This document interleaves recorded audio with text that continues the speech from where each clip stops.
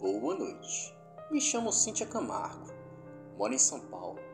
E esse fato que vou contar aconteceu comigo quando eu me mudei para um apartamento em São Paulo.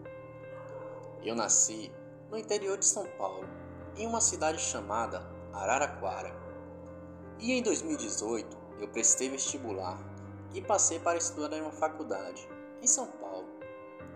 Então nesse ano eu me mudei para um apartamento de um quarto no último andar de um prédio, no bairro de Santa Cecília, em São Paulo. Foi a minha primeira vez vivendo sozinha. Era muito empolgante. O prédio foi construído na década de 1950, sendo antigo, com aquele aspecto de um lugar que possui muitas histórias, com o ar de um passado ainda presente em seus cômodos. Para ajudar nas despesas, consegui um emprego de meio período. Então, eu trabalhava e estudava à noite na faculdade. Eu estava morando lá há alguns meses, quando em um determinado dia cheguei em casa do trabalho e fui ao banheiro. Então, algo estranho, uma tábua de madeira que cobria um buraco no teto, que levava a um pequeno espaço no sótão. Estava quebrada em duas partes no chão. Eu examinei as peças e vi que a tábua tinha uns 3 centímetros de espessura e era muito resistente. Então imaginei que o proprietário havia enviado alguém para trabalhar no sótão e por acidente acabou derrubando a tábua. Mas, de uma forma ou de outra, fiquei com muito medo, pois imaginei que poderia haver alguém lá, em cima do sótão. Enviei fotos por e-mail para o proprietário, perguntando se alguém esteve lá. Com um tom de aborrecimento, já que ninguém havia me avisado, a resposta dele dizia: "Ligue-me assim que puder." Liguei e ele explicou que seus 2 últimos inquilinos disseram que a mesma coisa havia acontecido e me prometeu substituir a tábua que servia de tampa para o sótão. E faz um mês depois que acordei em uma noite por volta das 4 horas da manhã, com meu corpo coberto de arrepios. A sensação era de que alguém estava me tocando. Tudo estava em silêncio, mas então ouvi um som de arrastado vindo do teto, em cima da minha cama. Era como se alguém estivesse puxando um saco de batatas. Eu congelei. Achei que alguém estava lá, em cima, porque não há como um animal fazer aquele som. Depois de 5 minutos, tive coragem de levantar e acender a luz. Peguei uma faca na cozinha e caminhei até o banheiro.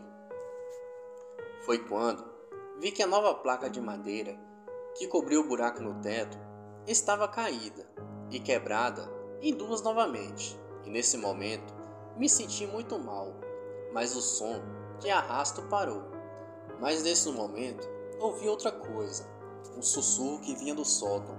Parecia voz de crianças e eu podia ouvir uma frase que vinha repetida várias vezes: "É a sua vez, é a sua vez."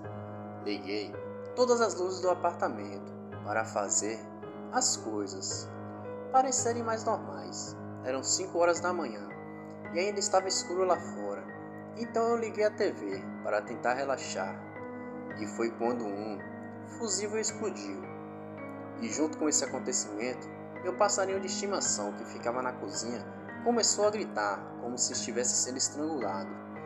Eu nunca tinha visto ele daquele jeito. Então peguei as chaves do meu carro, saí correndo, sentei no meu carro e esperei até o sol nascer. Quando clareou, vi pessoas circulando. Me deixou com mais segurança, o suficiente para voltar. Quando cheguei ao apartamento, a porta da frente estava aberta, mas achei que poderia ter esquecido de fechá-la quando saí correndo. Todas as minhas janelas estavam fechadas, então procurei por toda parte. Fui à cozinha para verificar o passarinho, mas ele não estava em sua gaiola. Fiquei aterrorizada de novo. Todas as minhas janelas estavam fechadas, então procurei por toda parte.